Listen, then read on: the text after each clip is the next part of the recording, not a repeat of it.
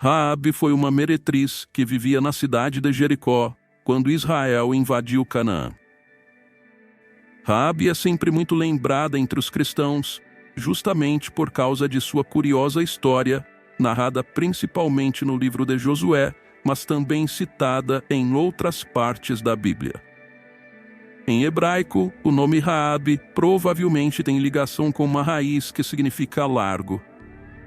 E à luz do texto bíblico do livro de Josué, entre os capítulos 2 e 6, nós lemos que Raabe hospedou em sua casa, que ficava sobre os muros de Jericó, 2 espias enviados por Josué.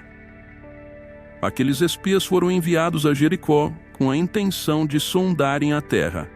Mas de alguma forma, a notícia de que espias dos filhos de Israel estavam na cidade acabou chegando ao rei. E o rei então exigiu que os espias fossem levados a ele.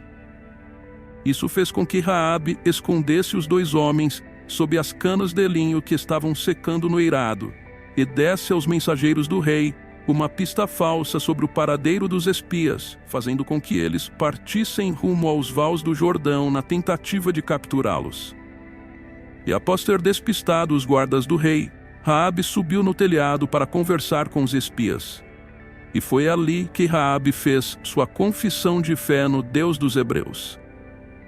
Ela tinha conhecimento das grandes maravilhas que Deus havia feito em prol de Israel, como a libertação do Egito, a travessia do Mar Vermelho e a vitória sobre os 2 reis amorreus, Sion e Og, que estavam a leste do Jordão. Raabe também revelou que sabia que o Senhor havia dado aquela terra aos filhos de Israel. E ainda falou sobre o grande pavor que havia tomado o coração daquele povo que tinha conhecimento de que o Deus de Israel é Deus em cima nos céus e embaixo na terra. E então Raabe fez uma súplica a favor de sua vida e da vida de seus familiares. E os espias concordaram com o pedido de Raabe e combinaram que um cordão de fio escarlate pendurado em sua janela seria usado para sinalizar a sua casa, fazendo com que todos de sua família que estivessem no interior de sua casa fossem poupados. Em seguida, Raabe desceu os espias pela janela de sua casa que ficava no alto do muro e que dava para fora da cidade. A mesma janela que mais tarde seria colocada a corda escarlate. E Raabe também aconselhou os espias sobre o caminho que eles deveriam tomar. E depois, quando a cidade de Jericó finalmente foi tomada pelo exército de Israel liderado por Josué, somente Raabe e sua família tiveram suas vidas poupadas dentre todos os habitantes daquela cidade. Posteriormente, Raabe e os integrantes de sua família tornaram-se israelitas naturalizados, conforme nós lemos no livro de Josué, capítulo 6 e versículo 25, no qual o texto bíblico diz: Mas Josué poupou a prostituta Raabe, a sua família e todos os seus pertences, pois ela escondeu os homens que Josué tinha enviado a Jericó como espiões. E Raabe vive entre os israelitas até hoje. E diante da história de Raabe, existe uma discussão entre os cristãos se ela teria sido mesmo uma prostituta.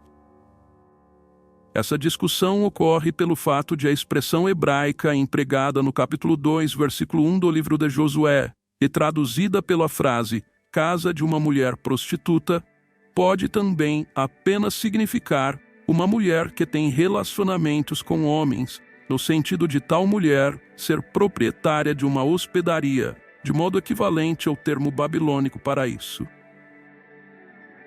E tomando por base os registros do Código de Hammurabi, um texto oriundo da Mesopotâmia, com um conjunto de leis escritas, uma taverna ou hospedaria era um lugar a qual os visitantes podiam se hospedar, mas qualquer presença de criminosos tinha de ser reportada ao rei. Nesse sentido, a mulher encarregada pelo local não possuía uma condição imoral por hospedar homens como hóspedes. Algo semelhante também pode ser encontrado no épico mesopotâmico Epopeia de Gilgamesh, onde uma proprietária de hospedaria conversa com os fregueses, inclusive com o próprio Gilgamesh. E muitos comentaristas, também com base na obra Antiguidades Judaicas de Flávio Joséfo, defendem a opinião de que Raabe não necessariamente teria sido uma prostituta, Entretanto, se a narrativa bíblica sobre Raabe se resumisse apenas ao Antigo Testamento, sem dúvida essa possibilidade poderia até fazer sentido.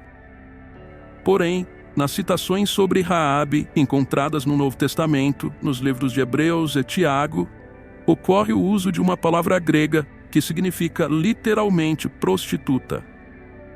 Portanto, considerando a plena inspiração das Escrituras, é seguro concluir que Raabe definitivamente foi uma meretriz, embora ainda assim seja possível que a casa de Raabe tenha sido uma hospedaria, o que talvez pudesse explicar a preferência dos espias por sua casa e também o modo como o rei ficou sabendo da presença dos dois homens ali. Outra discussão entre os estudiosos a respeito de quem foi Raabe tem a ver com o fato de ela ter sido uma ancestral de Jesus. Alguns defendem que sim, que Raabe foi mesmo uma ancestral do Senhor Jesus Cristo, enquanto outros dizem que não há base bíblica suficiente para afirmar tal coisa. Nesse ponto, a questão discutida é se a Raabe de Jericó é a mesma Raabe mencionada no Evangelho de Mateus, no capítulo 1 e versículo 5, onde a genealogia de Jesus é descrita. Na verdade, alguns comentaristas, apoiados em antigas lendas e tradições, até defendem a possibilidade de que Raabe tenha se casado com Josué, o que obviamente tornaria inviável a possibilidade de ela ser a Raabe casada com Salmão, que é citada na genealogia de Jesus no Novo Testamento. E sobre isso, há estudiosos que alegam que no Antigo Testamento não há qualquer referência acerca do casamento de Raabe com Salmão, enfraquecendo ainda mais a ideia de se tratarem da mesma pessoa.